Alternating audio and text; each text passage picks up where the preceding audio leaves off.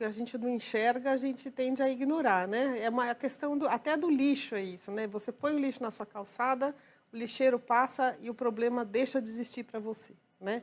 E a questão, acho que, dos resíduos, e agora você ainda tem um resíduo invisível, né? As pessoas acho que não param para pensar e não param para refletir que mesmo que você não está vendo, existe, né? Tem muita coisa que a gente não vê que está existindo.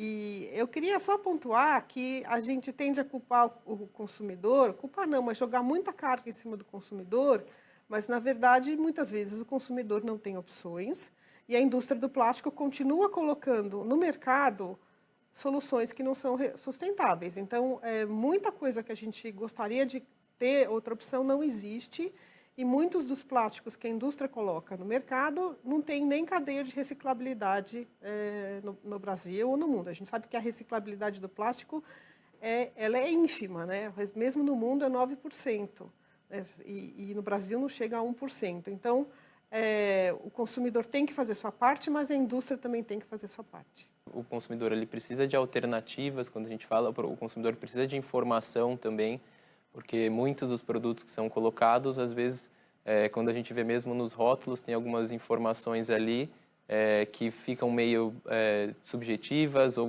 o consumidor não consegue entender muito o que está ali, ou às vezes informações que nem estão ali, mas que na verdade deveriam estar, né? Para o consumidor ter essa clareza, na hora dele escolher um produto ou um serviço, ele ter ali formas de comparar e entender o que está por trás. Ele acha, como a gente falou, que está consumindo às vezes um produto sustentável, mas essa questão do microplástico, o fato dele ser praticamente invisível é bastante complicado, porque isso acaba afastando um pouco do cotidiano do consumidor, né? A gente vê muito isso quando a gente vê problemas, muitas vezes o consumidor vê nos noticiários problemas globais, mas muitas vezes são problemas que estão acontecendo na Europa, nos Estados Unidos, ele até compreende, mas não é muito da proximidade. Já quando ele tem um problema ali, por exemplo, no bairro, ele consegue associar muito mais e se comover muito mais com aquilo. Então, quando a gente traz aí um problema que é praticamente invisível, é mais difícil ainda também da gente trazer essa consciência maior para o consumidor. Claro, vocês colocaram um ponto importante aqui, que não adianta colocar toda a culpa no consumidor. Tem a indústria que é gigante, que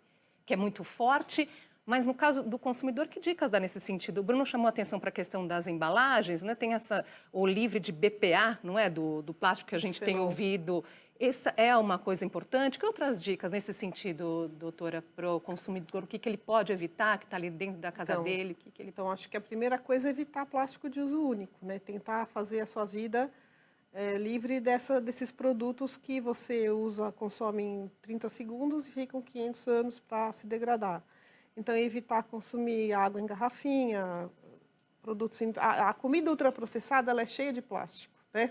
São duas indústrias que andam muito junto. Então, quanto mais comida in natura você consumir na sua casa, menos plástico você está gerando. São dois ganhos. Você está ganhando para a sua saúde e você está ganhando para o planeta, né? Duplamente para a saúde e para o planeta também. Lembrar que o fim do plástico é CO2, contribuindo para as emissões de gás de efeito estufa. Lembrar que o plástico nada mais é do que petróleo, né? Então, ele chega nessa cadeia, o final dele é virar CO2 de qualquer maneira. Então, o meu conselho, assim, o que puder evitar de consumir plástico e, dentro dos plásticos que você for consumir, tentar comprar aqueles que que estejam na cadeia de reciclabilidade, por mais limitada que ela seja, que a gente sabe que é. Por exemplo, existem muitos plásticos, vou citar o exemplo daqueles laminados dos biscoitos, dos salgadinhos, que não tem cadeia de reciclabilidade. Vai para aterro sanitário. O isopor é outro. O isopor é um plástico que, por ser muito leve, no Brasil a cadeia de reciclabilidade depende muito do catador, né? Graças a eles nós temos reciclabilidade. E ele, como ele é muito leve, ocupa muito volume, e não é toda recicladora que compra esse tipo de plástico, ele acaba se acumulando e indo para o aterro. Muitas vezes a gente vê as pessoas associando a reciclagem como a principal solução, digamos assim. É muito importante a gente olhar um pouquinho antes nessa questão, né? A gente, como a professora falou, a gente evitar é o primeiro passo, né? Evitar ali esses de uso único, o que a gente consegue ali tirar do nosso dia a dia.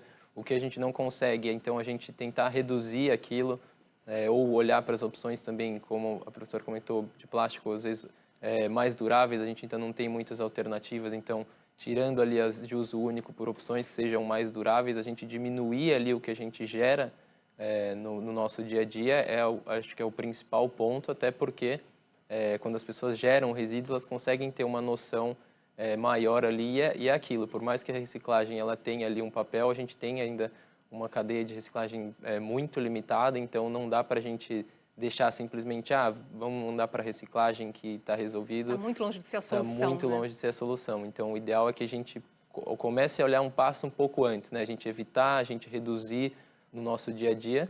E também, quando a gente fala de microplástico, a gente também ficar de olho principalmente naqueles produtos que têm já o microplástico, né? Quando a gente fala, assim, como a professora comentou, aqueles que dão, às vezes, brilho, que tem alguma flexibilidade, ou algum ponto quando a gente vê muitas vezes em cosmético, ou algumas coisas para esfoliação, assim, esses produtos que já vêm de fato com esse microplástico, também os consumidores devem se atentar um pouco mais, começar a olhar um pouco mais para isso, para a gente também evitar já esse contato No caso, direto. você chamou a atenção para o esfoliante, aquele creme esfoliante, então olha, isso tem um microplástico em sua composição. Boa parte desses produtos, eles são já feitos com aquele microplástico que a gente chama de primário, né? Ou seja, que ele já foi produzido dessa forma, para ter essas funções que o plástico tem, como, por exemplo, a esfoliação. A gente vê ali, por exemplo, as bolinhas dentro de um sabonete, né, ou de alguma coisa assim. Então, muitas vezes a gente nem sabe o que é aquilo, acha que está tudo certo, mas por isso que falta muita informação ali para o consumidor, para ele, de fato, entender o que ele está consumindo, o que ele está usando no dia a dia. Quanta coisa que a gente nem faz ideia, não é?